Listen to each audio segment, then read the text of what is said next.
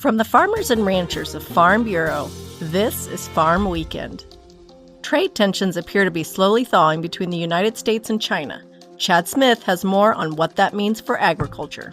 U.S. President Donald Trump and Chinese President Xi Jinping met recently to discuss trade and other topics. Faith Parham, an economist for the American Farm Bureau Federation, said China remains a top trading priority even after disruptions last year. For 2025, we saw less sales to China due to some of the trade disruptions, but we have had recent news from the administration on potential trade deals that will help boost U.S. ag products sales.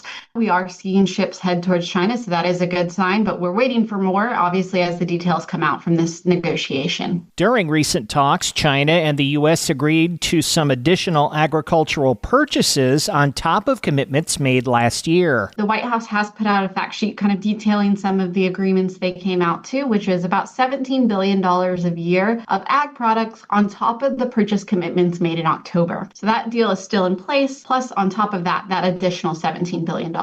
Trade continues to be vital for the success of U.S. agriculture. About 20% of all ag products are exported, so that means 1 in 5 are exported. In 2025, Canada and Mexico were our largest trading partner, with the European Union as our second largest export market for ag products. As we start to talk about the future of the ag economy, making sure that we continue to diversify market opportunities for farmers will really help get some stable footing. Learn more on the Market Intel page at fb.org. Chad Smith, Washington. Join us at the rodeo. More when Farm Weekend returns. Hey, farmers and ranchers, in the hustle of the day, don't forget to tend to your own well-being.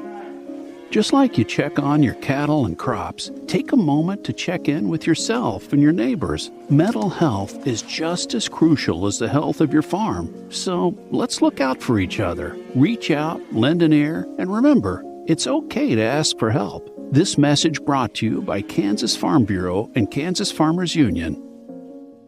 Farm Bureau members in Kansas are invited to join Kansas Farm Bureau for a member appreciation tailgate on Thursday, July 30th before the Dodge City Roundup PRCA Rodeo.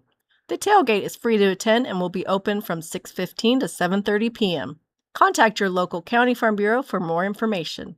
Members can also purchase discounted PRCA rodeo tickets at the Dodge City Roundup ticket office. Following several more devastating wildfires in southwest Kansas, applications for disaster relief funds have been reopened. Applications through the Kansas Livestock Foundation will close June 5th. Producers impacted by wildfires across several Kansas counties in 2026 are eligible to apply. Questions on the form ask about grazing acres burned, fence damage, and livestock lost.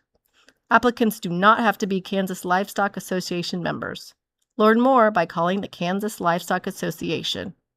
Next, Insight with Greg Deering. Frustrated with your current healthcare coverage?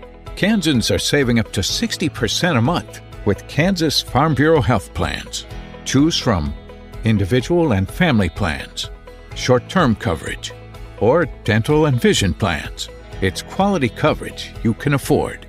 Learn more and get a free quote by visiting kfbhealthplans.com or visiting a Farm Bureau Financial Services agent near you. Now, Insight with Greg Deering. Summer starts on Memorial Day, even if the calendar says otherwise, and summer is the season of road trips.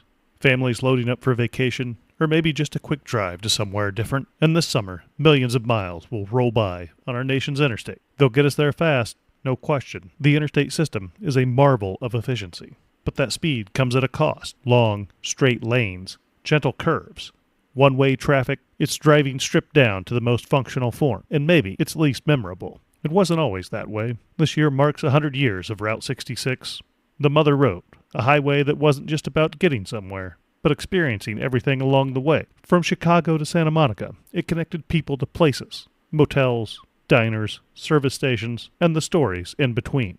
That spirit isn't gone. You can still find it right here in Kansas. From the Flint Hills along K-177 to the Glacial Hills in the northeast, the Gypsum Hills in the south, and the wide open land and sky out west. Roads where the scenery changes, the pavement narrows, and the drive itself becomes the destination. Join us next weekend for another edition of Farm Weekend from Kansas Farm Bureau, the voice of agriculture.